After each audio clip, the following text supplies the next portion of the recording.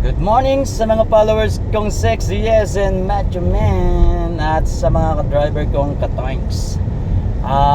May share lang po ako sa inyo ngayong araw about sa don't block the driveway. Ibig sabihin po niyan wag po nating harangan. Lalong-lalo na alam po natin na traffic din naman po yung nasa unahan natin. Kasi po, merong mga papasok po doon na hindi makakapasok. At yung nasa likod po nyo, napadiretso, hindi makakadiretso. So, nagkakaroon po siya ng konting traffic.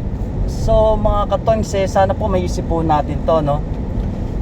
Gawin po natin yung tama. Batas ng kalsada.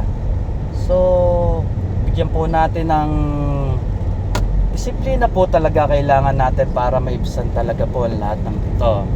So, bukod po doon lalong-lalo sa pedestrian lane po na dapat po sa tao, pero ang napapansin ko po at napapansin nyo rin naman karamihan po sa ating mga Katoinks na driver nakaharang po doon, nakatungtong.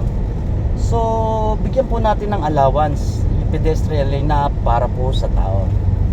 Yan po yung sinasabi ko para guide lang po sa ating lahat. So wala naman po mawawala kung gagawin po natin ang tama. Para mga Katoinks, para biyahin na tayo.